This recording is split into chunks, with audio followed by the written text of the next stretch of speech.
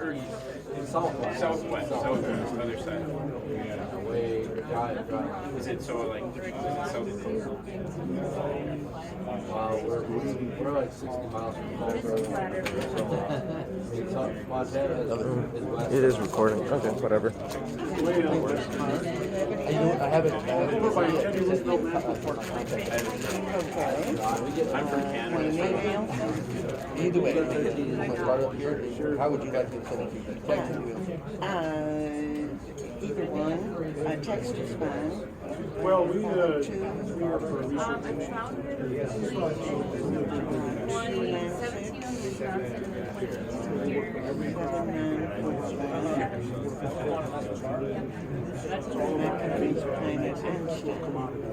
going to be speaking Tuesday, and I want to talk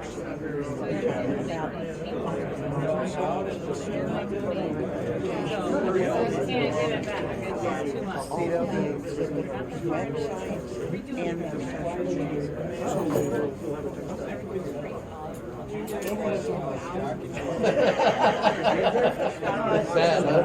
I picked one that was my winner as the most creative of all of my family featuring it. I'm going to try to get them permission before You would think that That's wonderful. It's also embarrassing. No, it's all good, because theirs was actually the best. the gift is generally recognized as safe.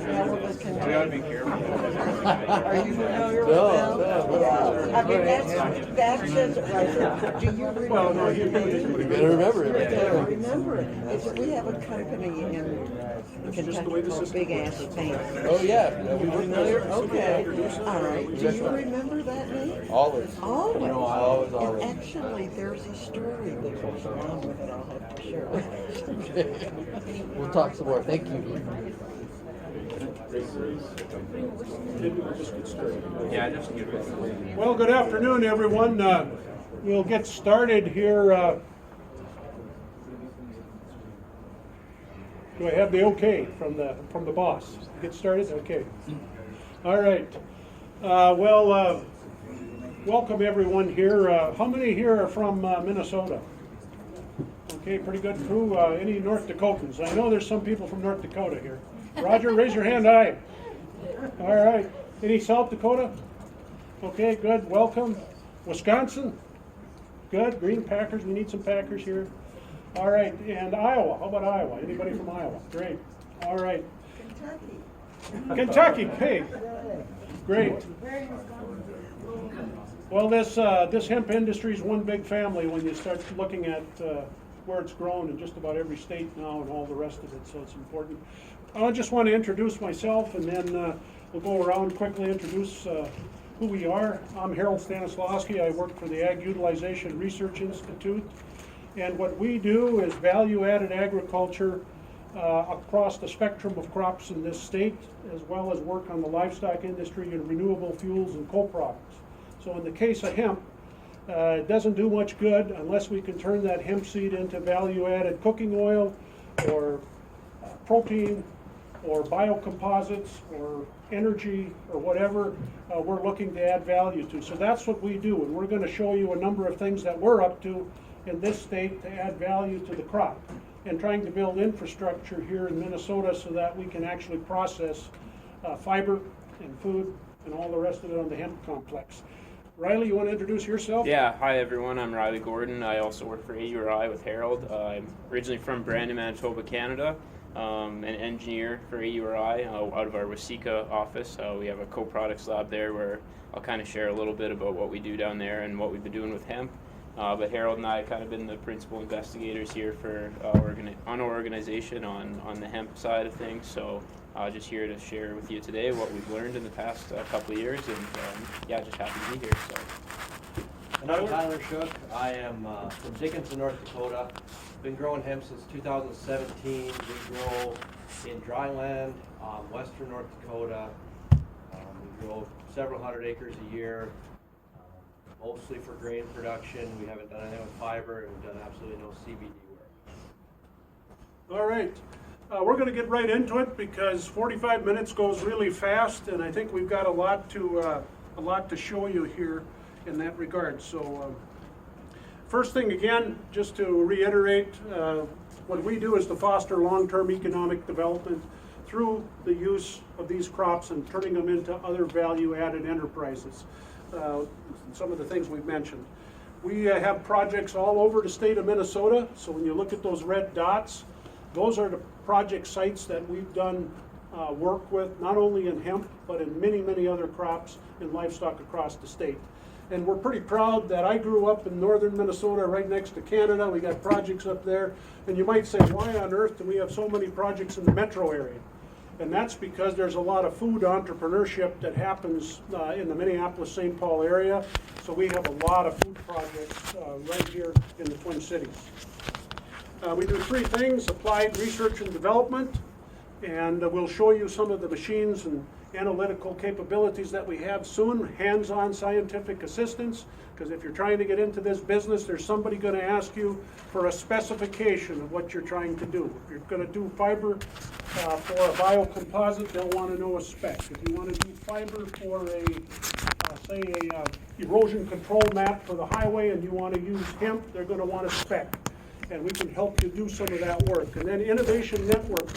It's all about relationships, folks, and you got to know who's in this business, who can help you, and who can advance your idea so you can actually get it commercialized.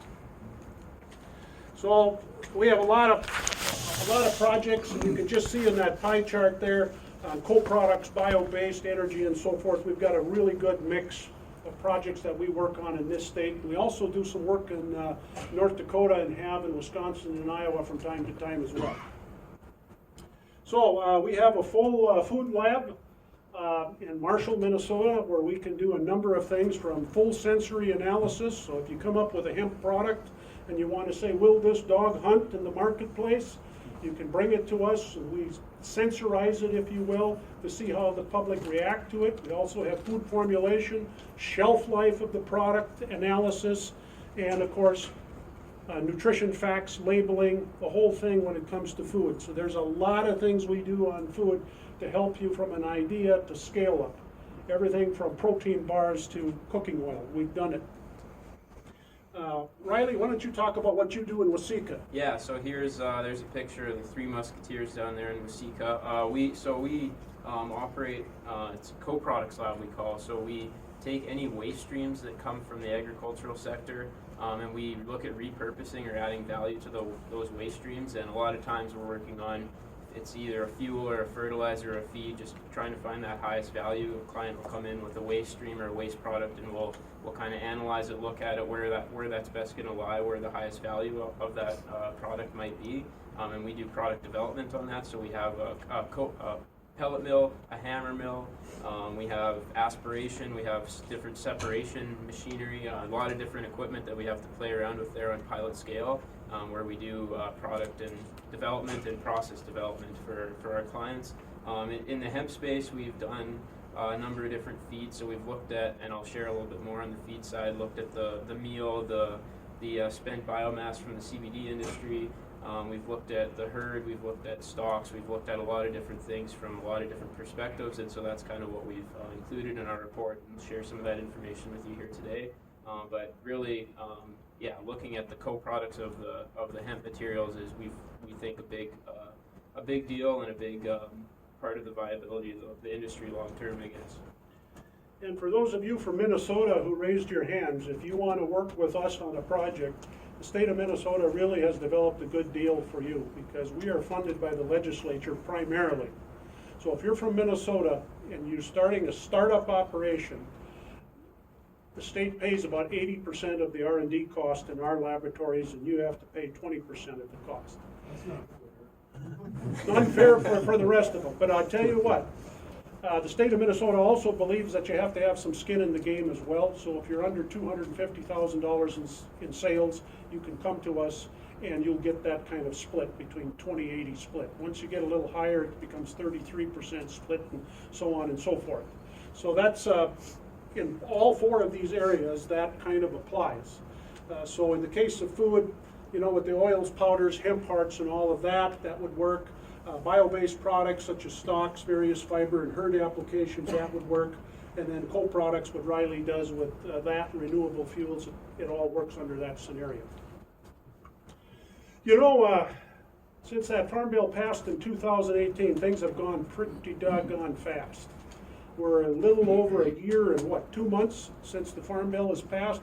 What has happened in the upper Midwest and all across the country? I think a lot has happened. Here in Minnesota, the number of extractors that we have that are extracting CBD's got to be at least 8 to 10 locations, if not more. So though that infrastructure is already here. We have at least one food grade plant that's processing hemp already here in the state. We have a number of folks who have come to us and said, we want to get involved in the fiber side and start doing things. The fiber side market is probably not developed to our satisfaction yet, like we need to, but we're starting to work with big players like the Minnesota Department of Transportation, who have come to us and said, look, we want to start using or considering using hemp in erosion control maps on the highways and byways of America, or at least this state. That makes a lot of sense, folks. And in Canada, they have products that are already doing that. So there's that.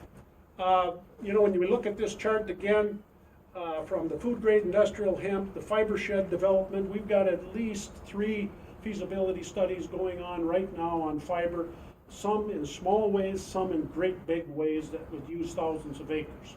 But they're doing the feasibility studies now to determine, you know, are the right pieces there? Are the end users there to warrant the kind of investment that would occur if we went forward? Seed production and processing is also there. There's a lot of companies who are interested in, you know, working in Minnesota and developing the right seed and the genetics and all of the rest of it as that comes along. So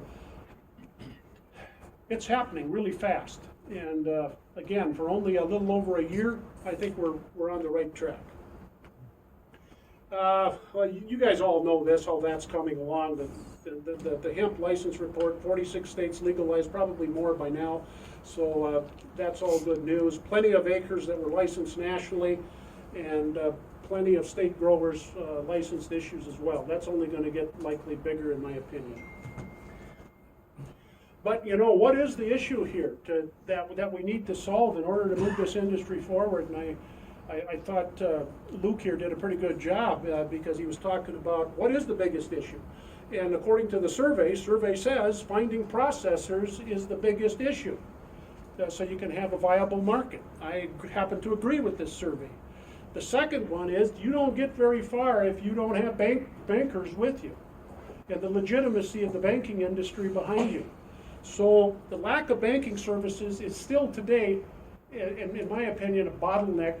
Hopefully it's going to get resolved here soon, and I know there's some good things that have already happened already. But that's an issue. There's people here, I think the harvesting equipment is coming along really well. I'd like to touch on banking real quick, if you don't mind. Being a producer, and we've grown only for grain production, like I said, and we run a pretty diverse operation. We plant 13, 14 different crops. And because of that, we use our regular farm lender, and we've had absolutely no problem getting funding. Now, part of that is because we have a long-standing, a relationship already built. And I think if I walked into my banker's office and said, I just want to grow hemp, he would have a problem with that, which is maybe where we're unique, is that we are using, we're farming different crops. So we can, in a way, if we have a contract for whatever it is, in our case, production grain, he can look at those numbers just like you would any other commodity, and that hasn't been an issue. I know in some sides of it, CBD and the things that are a little bit touchier, potential for getting hot, we haven't seen any issues getting hot with grain, but we're forcing the plant to do a different thing, than what you guys are doing with CBD or people who are doing CBD work. So that really hasn't been a problem, and I think as long as you have, your financial institution, if you're a farmer, can tell you kind of the rules on that.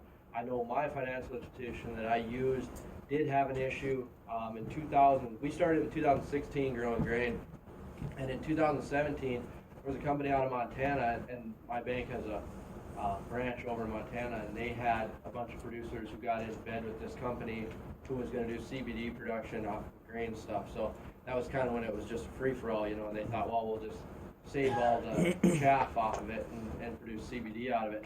And I think the bank, I mean, I know they got slapped by, I don't know if it was the feds or somebody, you know, they had a lot of issues with contracts not getting fulfilled or producers losing money, and it's not all roses and sunshine.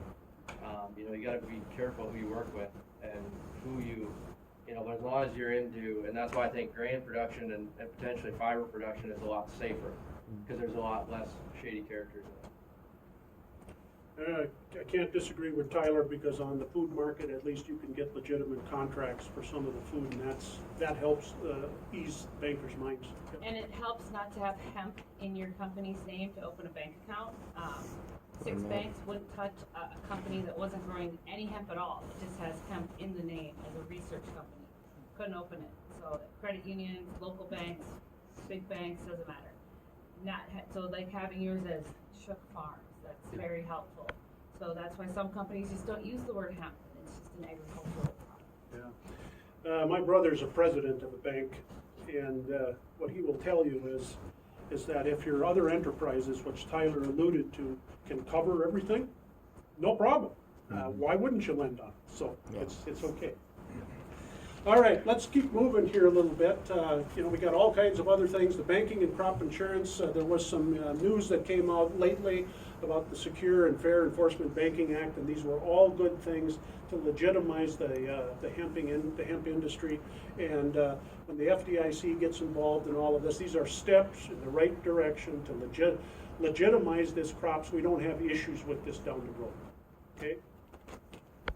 The hemp crop insurance, you know, is available for 2020.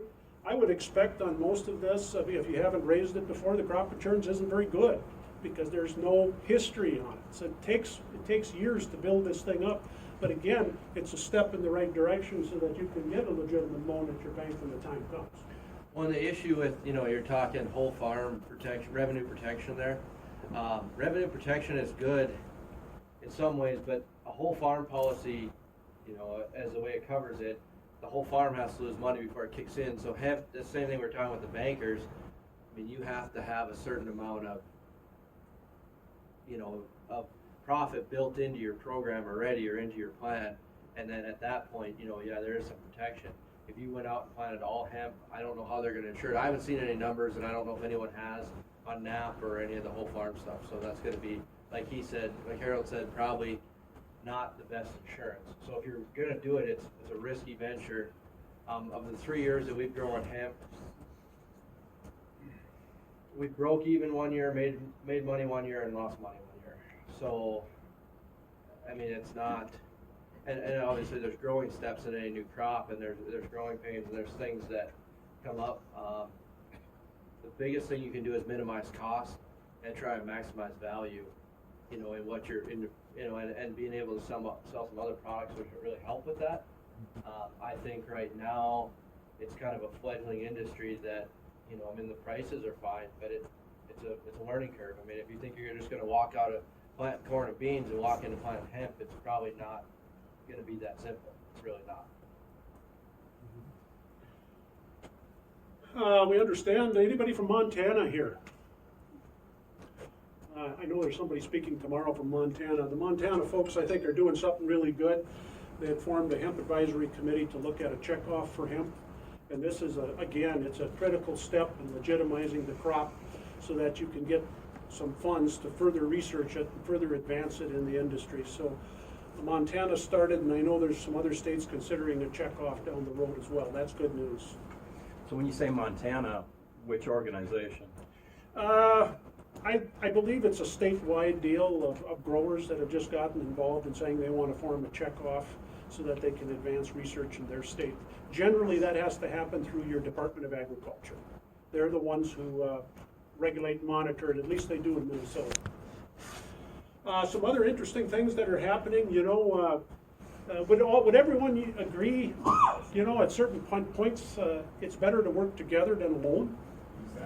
Not everybody can build their own plant at their own farm. Not everybody can build a refinery at their farm. Not everybody can have a decordicator. So places like Colorado, and turn to the next one, Riley, and Oregon, you know, they're forming these co-ops to all get together and say, you know, maybe if we pool our resources, we can build one in a certain area, and then you can all haul your material to this and get the job done. That's how we built the sugar beet industry, right, Mike? In northwest Minnesota. Mike's back there from East Grand Forks. That's how we do that. They were very clever when they did theirs, because they made a closed co-op, meaning if you didn't invest in the plant, you couldn't deliver your sugar beets to the plant. Well, that's pretty smart, and it's worked for many, many years up there. You know, we have a lot of cooperatives in the state of Minnesota, but whether it's a cooperative, a limited liability company, or whatever, I don't really care, but I think the idea of working together on some of these things is smart, and it'll give you all a better chance to succeed in the marketplace. So do you have the ability to do a feasibility study for a hemp hub or a hemp biopark or hemp park in a community? Yeah, did you hear the question? He asked, is there an entity or whatever that can do a feasibility study for a co-op? No, not a co-op. Or a hemp hub or whatever. Or a biopark. Or Yeah, well, in Minnesota, we have a group called the Cooperative Development Services. They're right here in St. Paul, and they're staffed specifically to help, you might say, organizations move forward under a relationship umbrella, be it a cooperative or something else. So that would be one area that we could help you there, but you've got to get out of Iowa and come to Minnesota. I'm working on it. Is that an independent organization, or is that part of the Department of Commerce? Or They're Department of Ag? independent. Okay. Yeah. what was Cooperative that Development Services, Kevin Edberg is the guy you need to talk to. Are you aware of a growers association starting one? Well, there are a lot of associations. There's the Hemp Association in Minnesota, Hemp and Industries Association in Minnesota, and then there's the Hemp Farmers Group. Yeah, There are three of them in Minnesota right now. Is Hemp Growers Association, is that a national thing? I believe it is national, but we do have a Minnesota place right now here. And I don't know who's the leader of that, Riley, do you know? The Minnesota one. Yeah. Joe Radonovich, I think. No, is the that's Minnesota Hemp Association, Association. with the farmer one. Farmers and Manufacturers Oh, that's Association. That'd be Hemp. Sarah Wellington right here. All right, there he is, right there. Stand up. No, not me, Sarah. You stand up. There you are. Can't stand up actually, but I'll just wave hi. All right, good. We'll be speaking later. Yeah, they'll have a full report on And that. then They do a lot of good piggyback stuff, a with lot of, another And then David Ladd is the individual that heads the third Industrial. one. yeah, okay. Well, I'll skip this, but the only thing I put these up here for, these were old slides that just said years ago, we had a full extension service that was doing a lot of work on hemp back in the early 1900s and such. And you can still find them on the internet, and it's interesting that those things now have been revised, and you know, we're moving forward. So, hemp as a food product. I think, and maybe Tyler can speak to this, but I think this is the most mature area of the hemp sector right now, because the Canadians have done this for so long. So they already have developed some oil markets, the protein markets, the hemp hearts, and all the rest of it. And now, here in the U.S., we have GRAS approval, generally recognized as safe. So I think Tyler, would you say the food sector is most mature in the hemp side? I believe so. I mean, it's the one that has, you know, some processors, definitely distribution. There's products on the shelves in your Walmarts, your big chain supermarkets. So that's definitely the most mature of any of the industries. Probably the most steadily growing. I think I don't have data to back that up, but you know, just as a consumer, you know, CBD is kind of like, was like this, you know, now maybe plateaued. Fiber is just barely starting to, you know, creep along, and the food market is pretty stable. So yeah, that's, I would say, a fair analysis. Riley, why don't you Yeah. speak to the Just- grain economics? Just of that? on the topic of grain, so just sharing like some rough, you know, current economics here, and a lot of this came from a recent get together in North Dakota. Yields actually are 1,000 pounds an acre.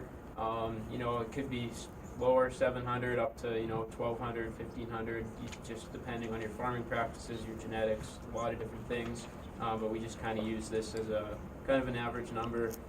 Conventional contracts that are happening right now, they're locking in around 30, 40 cents a pound, and then you're getting up to that $1 a pound if you're going to grow for organic. And so there is groups out of Canada right now that are coming down and offering contracts to Minnesota growers for organic contracts. So that's something that exists right now. It's an opportunity right now. If you're going to grow organic grain, you will likely have a contract there. And then just two of the biggest issues in the growing the grain is drying and cleaning.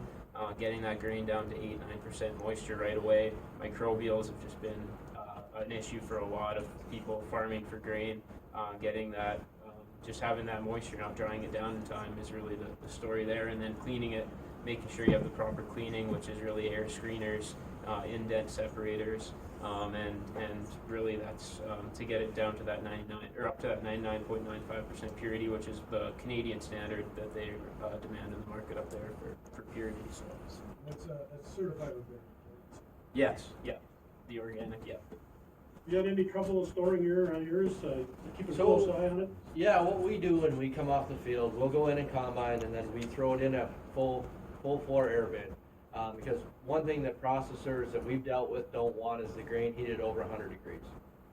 Because of the oil in it, and because, once you heat the hemp oil inside the seed, you start running into denaturing it, wrecking different proteins and molecules in it. So what we do is we bring it in, we'll throw it in a bin, and we'll roll it. We usually shovel the bin flat. I'll dump 300-400 bushels in at a time and shovel it flat.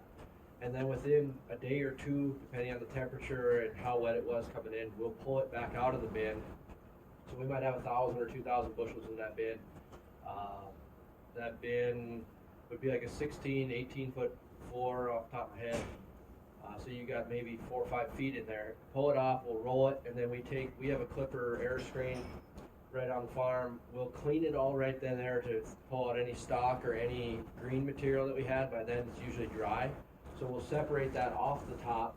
Then that gives us a more concentration of grain. We don't finish cleaning it at that point, but it's clean enough that we removed a lot of the wet material or the potentially wet material, because a lot of that plant material will wick back moisture in and then wet your grain again. And then we throw it back on air until it's dry, or as close as we can get it to dry. This fall was a big challenge. Where I farm, we get about 13 inches of rain or moisture of precipitation a year, and we had 13 inches in September.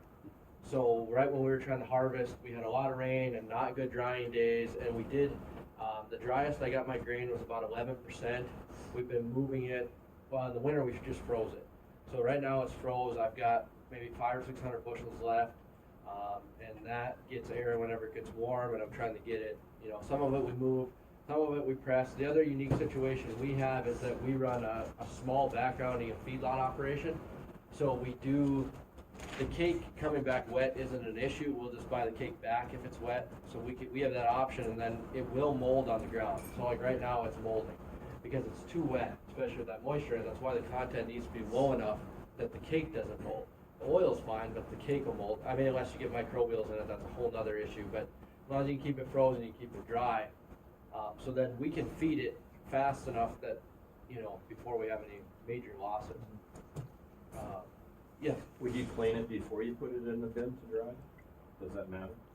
I don't think you could, because when it comes off the field, like if you combine it when it's right. This year we kind of combined some after the rain in October after it froze, and it was dry, about as dry as it was going to get, and the plant material we blew most of that back out of the combine.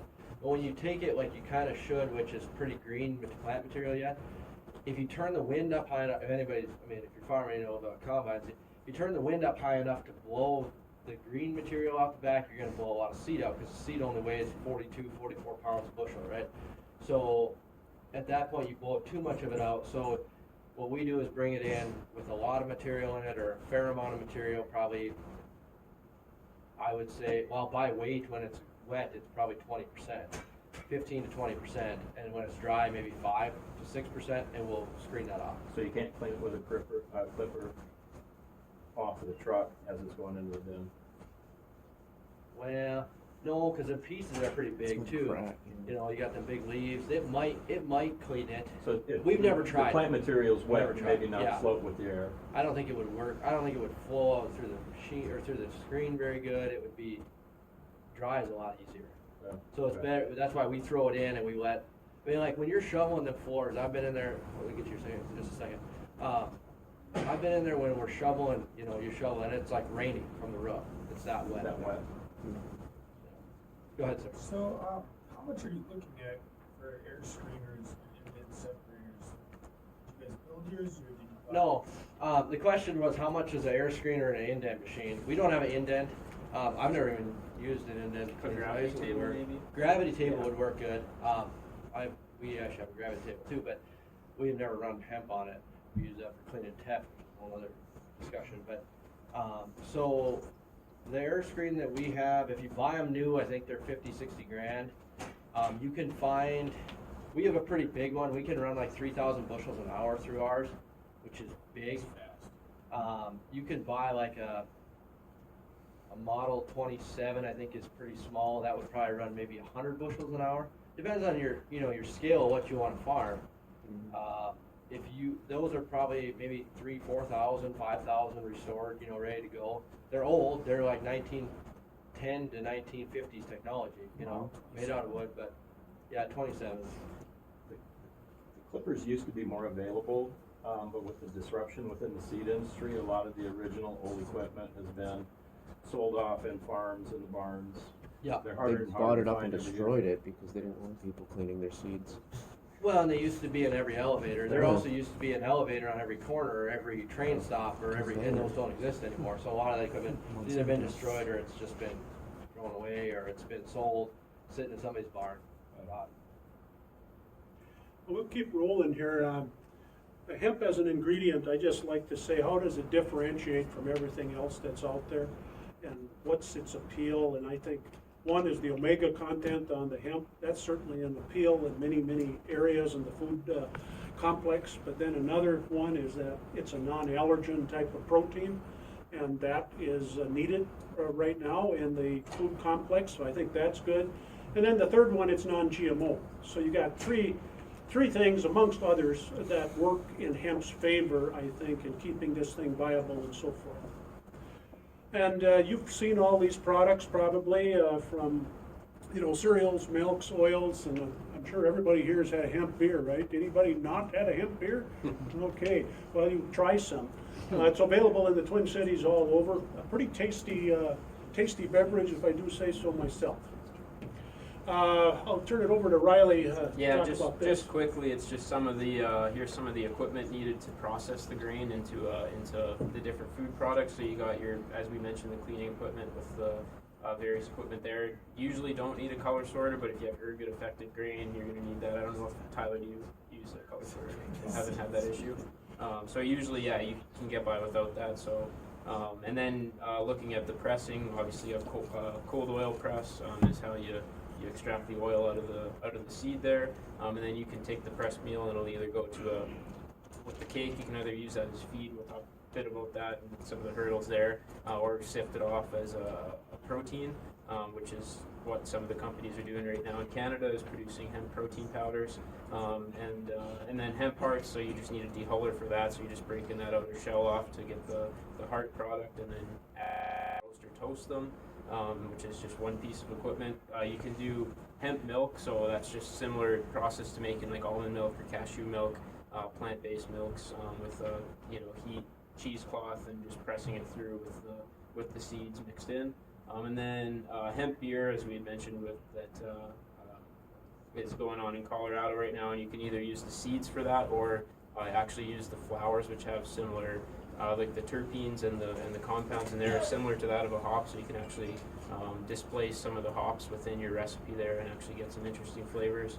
In the CBD industry, you're able to extract those terpenes into concentrates, and introducing those into the foods or beers is another opportunity there that I think we'll start to see more of. Just a little bit on the food landscape right now, and this is changing fast. The only thing you need to remember here is that the food market is going up. And every year it gets a little bigger, and that's good news. Yeah, so talking about the next on the value chain here, so the feed. So what we did at AURI, we looked at the cake, the flour, and the hulls from a feed perspective, and compared based on the total digestible nutrients and crude protein compared to like corn, soybean meal, alfalfa, hay, some common commodities on the market today. I just kind of took a rough stab at the values here, so we were able to it's pretty small there, but just show out that with hemp cake, where like the current market is for corn and soybean meal, you're looking at around $222 a ton. That'll fluctuate. We did, if you look at a report on our website, we kind of did a bunch of different market fluctuations there and showed how that commodity would change. But really, the hemp cake is pretty high value if it was marketed as a feed product. And then the hemp flour and stem is kind of competitive and actually outperformed alfalfa hay from a feed perspective. And that's all kind of technically speaking, but as a lot of people know, like we're not able to feed those right now just due to them not having international feed numbers.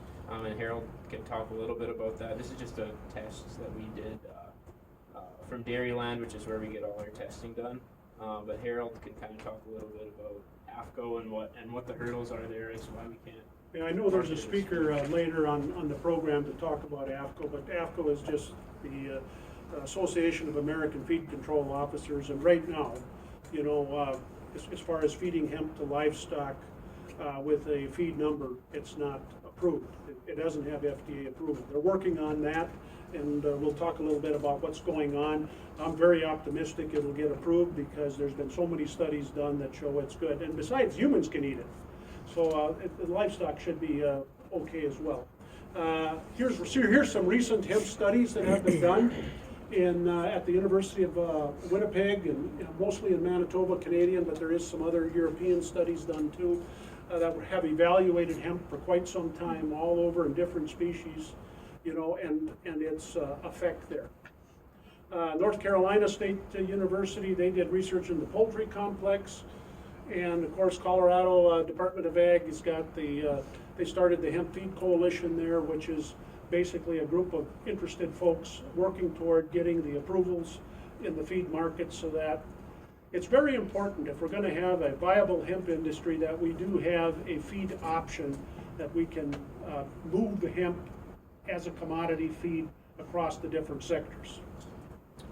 Yeah, so next on the chain here, we got fiber, and Luke talked quite a bit about the fiber and did a really nice job. So I'm just going to kind of go through this pretty quickly here, but kind of the main picture here is that we don't have like processing right now, and that's kind of the common story. So we're working with different groups right now on this top. We kind of put together this this graphic here in our report that's modified from an NDSU report. And then kind of added this top portion in here, and so we kind of see ourselves at that top there, where we're seeing investor interest right now in fiber processing facilities here in the area, and so right now we're participating in a number of feasibility studies with these groups to kind of look at what it's going to take to in terms of equipment, in terms of how the distance of how far this hemp fiber can be grown from these facilities to have it remain profitable, kind of what the level of processing is going to be for the different end markets, whether it's a biocomposite, whether it's a textile, whether it's some of the other markets we'll talk about here. But anyway, the main overarching thing is there's no processing right now, so we're just kind of working right now, forming relationships with existing experts and working on feasibility studies to kind of answer some of this. So just kind of some companies that we've kind of come into contact with in the first year, Hemp Wood, and they're out of Kentucky. And Harold's got a sample here, and what they do, they don't even decorticate, so it's just taking the actual stalks and it's putting it, hydraulically pressing it with adhesive and making a product there that's 20% stronger than oak, they claim. And so it's a really cool, just kind of low-hanging fruit opportunity there for the fiber, just to get, without having to do decortication and figure out what level of processing you need for that end product. It's just hydraulically pressing, and they're making it for their main market's going to be for flooring. So just a really cool looking piece of material, as you can see, that would be really cool for flooring and even cabinetry and stuff like that. You want to say anything more on hemp? No, that sample that's being passed around, take a look at it. Riley and I will be going to Kentucky soon to visit the Hempwood folks. They've invited us down there. But again, I think that's a real interesting product that I can see lots of applications for. So they're not breaking up the stem or stalk, they're just pressing the whole thing? Yep. And then, so they dry it and then they press it. And then, with an adhesive. You know, the interesting thing about that hemp wood here in Minnesota, those of you who are from Minnesota, you know we have a lot of capabilities here in the state to do that with presswood. We've got the entire northeast Minnesota that was a big wood industry with lots of presses and so forth. So it's really interesting. You know, it takes decades and decades to grow a tree, 120 days to grow hemp. Lots of good opportunity here, I think, and I think the Kentucky folks should be. I'm impressed with what you've done in Kentucky with this. Put it that way. That's Yeah, a great product. There's a lot of cool activity going on right now in Kentucky with the So are you fiber. seeing interest by those factories that are, you know, the one in Grand Rapids or in International Falls? Are they showing an interest in taking in this product? It's really early yet, so at this point, I would say it's just discovery at this point. But you're talking about the typical strand board plant that we all know about that are in You're right. these Correct. towns, right? Okay, so yeah, moving on, we don't have a ton of time here, so we'll kind of go quickly here. Just some decortication facilities that we're aware of and come in contact with that are here in the US right now. So Sunstrand was operating, we're kind of under the impression that they're in a transitional period right now, so I'm not sure if they're in operation. But they were kind of the main one for quite some time, and they were producing natural core board, and then they were doing a natural blown or fiber insulation product. And then in addition to them supplying just, you know, fiber and hurd of different micron sizes, different lengths for product development and just for the industry, they were one of the only people that were supplying those. So can you If not talk the a little only. bit about why they're no longer in business or restructuring? I'm I think not- there's lessons to be learned. Yeah, and we don't know a whole lot about the inner workings of why that's going on. We just kind of heard kind of through the grapevine that that's what's going on, so we don't have information on that, unfortunately. Sorry. Seems like maybe it's old news now. Maybe we should look at the people doing it right. And this is, I mean, looking at who we have here, this is like who we know, and there's not a lot of people working on or actually producing it right now.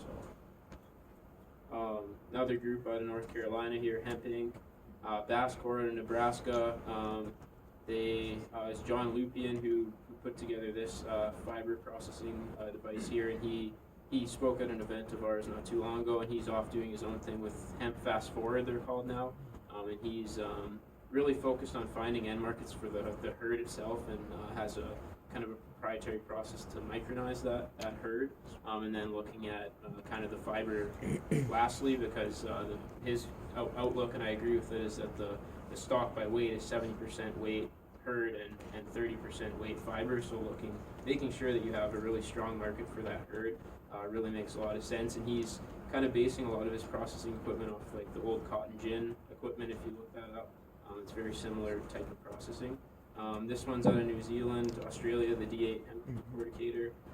We have Corbett here. It's not Power Zone, it's Formation Ag now, and so he will probably touch a little bit tomorrow when he's discussing on what they're up to. But this is just a mobile decorticator that they had there, and they're focusing a little bit on custom harvesting heads for combines. And then another option is Chinese decorticators, which are a very low cost option. You're not going to get super high quality fiber coming out of it, but just for that first separation stage, it is an option. There is a group in the state that has one of these. The Hemp Train out of Canada. This is I think it's a $1.5 million price tag. It'll process about a ton an hour, and it's going to separate the stalk into three different areas here, and it's made for basically CBD crops. So it's the bass fiber, the hurd, and then grinds the flower and the leaf up into like a green microfiber product, they call it, for extracting. So that's a pretty neat technology. I think there's a group in Pennsylvania that actually moved forward with purchasing one of these. So we might take a trip out there also to kind of see this thing in operation. And then this is the Czech Republic manufactures this decorticator, which we secured, and we're actually currently setting it up in our Wasika facility. It was originally purchased from the Composites Innovation Center in Winnipeg, Manitoba, and they've been running with it for about 10 years, and now I think they're moving in a different direction, so they weren't going to do hemp decortication anymore, so they're looking to get rid of it. So we got a really good deal on this piece of equipment that we'll be really excited to start running this down in Wasika and really be the first in the area, and really not only the state but the region, to be doing decordication at a small scale. We'll be able to, our plan is to kind of look at different retting. We have, plans to do research on different retting techniques and periods, different varieties to run through this, just to kind of see how that affects the quality of the material in the back end, and then supplying really small amounts of fiber and hurd for end users, to be in new product development and existing businesses to use. So what Riley's saying, I just want to bring this up for you Minnesota folks here. If, again, there's a lot of entrepreneurial spirit in this room, and if you have a variety that you'd like to have decorticated to bring to our lab, we can work with you on that 80-20 rule that I mentioned earlier, and using this equipment. That's what it's for. It's to advance your ideas into the marketplace. Yeah, and we've had. When will it be ready? It should be another month, maybe. We got the thing in the building a couple months ago.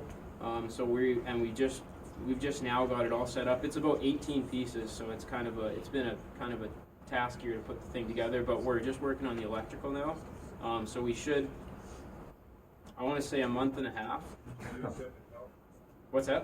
Are you accepting help or research with it right now? Sorry, help for research? Are you accepting help to work on the machine, or are you just doing everything? Oh no, we're just doing it, internally, yeah. But would we accept your help? Yeah, if Come and talk to us. If you want to come down and help us set it up. What's the minimum sample size? So the question is, what's the minimum sample size? We think that, just based on what Winnipeg told us that they were getting from it, roughly 50 pounds an hour of fiber at the end of the day. So, if we could get 500 pounds, I think that would be a good number just to kind of have. But again, we got to start running it to kind of just want to get a sense. I mean, sample error if you need. I mean, the process. Just to get a sense of rough. And a couple 100 pounds at the very least, but 500 would probably be good. Could you handle a bale? Yeah, we're planning on. We'll have to be able to take in bales, so we're looking at bale and ravelers. We'll get one of those, and then I was going to share. We've been working with this individual out of Quebec, and he's been running this piece of equipment. He's the other individual that we know that runs with this piece of equipment, and he's been working with it for 10 years at the National Research Center in Canada, and he has made a number of modifications to the equipment that make it run more efficient for him, which is really nice to have that contact so we can kind of get off the ground running, or hit the ground running with this thing. And so one of his big suggestions was to add more feet on for the feeding rate, because feeding is really everything with this thing, to make sure that the thickness of the material going into the machine is consistent and to a thin enough depth where it's not going to bung up in the machine. So that was huge to know. And then just a number of other things that he mentioned that is just going to really help us with this. There's an auxiliary piece of equipment that he mentioned out of Prince Edward Island that's going to actually further clean the fiber and process. It's called a mini mill, and so we can kind of hit more end markets with that fiber that we'll be able to produce there. So he's going to come down and kind of help us set things up too, and so we're just really excited to get started with this and working with the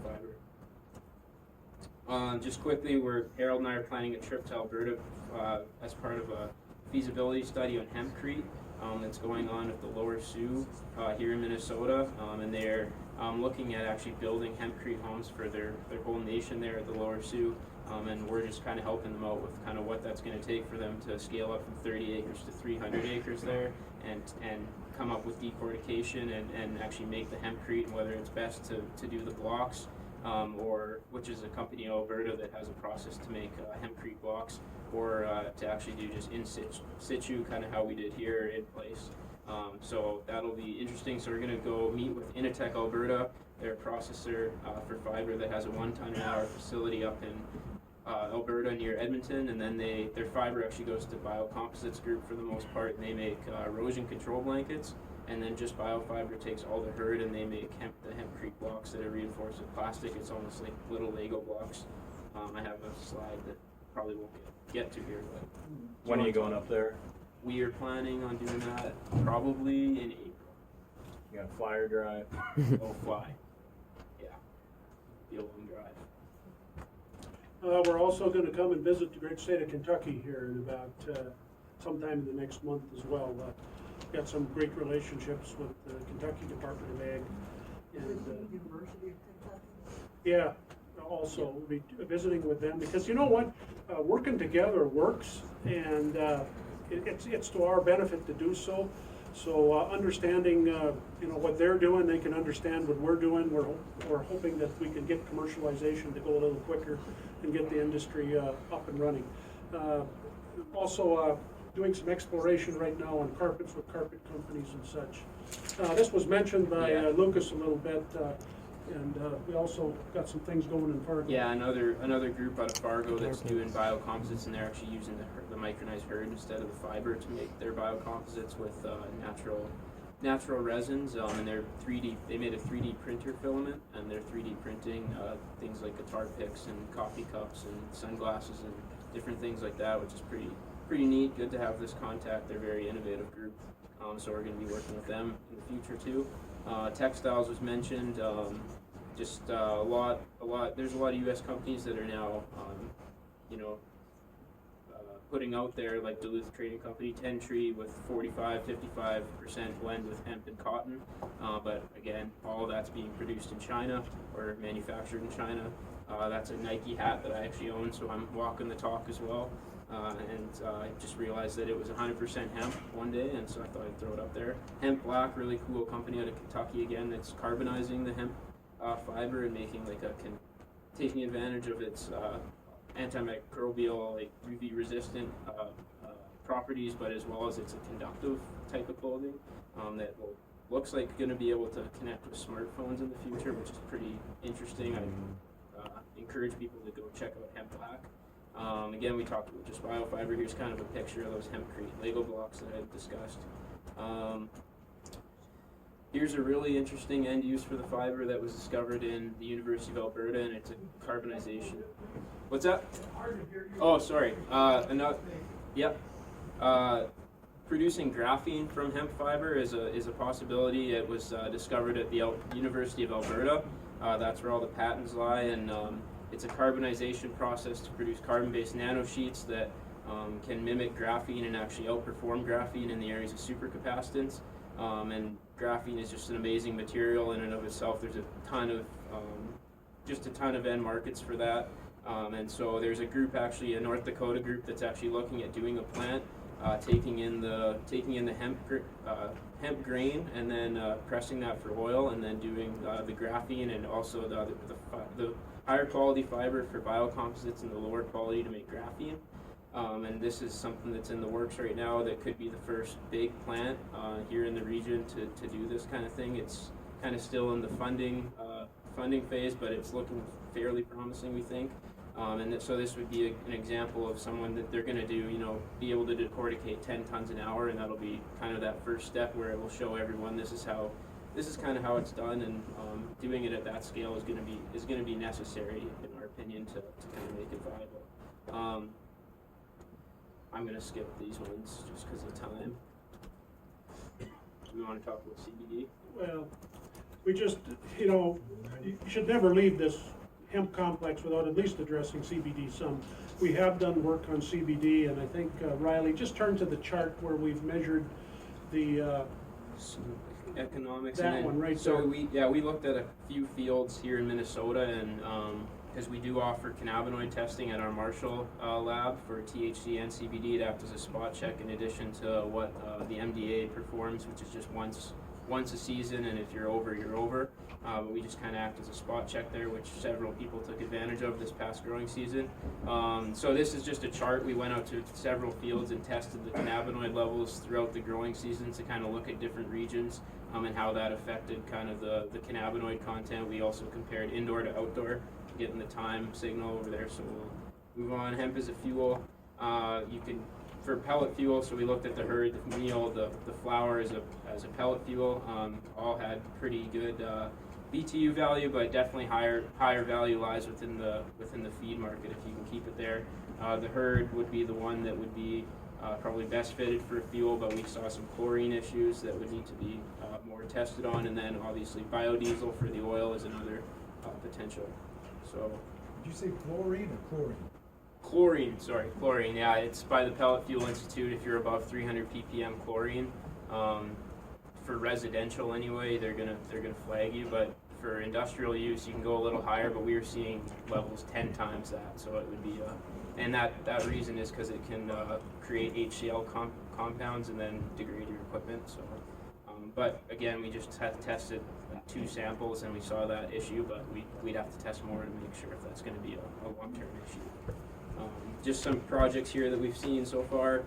We've probably had 8 or 9 different projects with hemp so far, and we're expecting that to probably double or triple here in the next year. Just a lot of interest. Here's an activity map you'll see in our report, and this is not comprehensive at all. There's a lot more going on than this, just kind of companies that we had come into contact at the time of our report. A lot of them in Minnesota, obviously. Harold? Well, just go back to that one, because this was just announced here on December, this industrial processing facility in Lubbock County, Texas. Now, this is just in the planning stage, but it was interesting that they actually announced it to team up hemp in cotton country in Texas and build a large textile plant. So it's in the planning stages. And here's just kind of an overview of our capabilities in Marshall. Again, we do the cannabinoid testing analysis. We're all under the MDA Industrial Hemp Pilot Program to handle and process hemp. And just, it ain't what you don't know that gets you into trouble, it's what you know for sure that ain't so, and that's what we always end on, so. All right, that's kind of the hemp story. Come and see us if you'd like.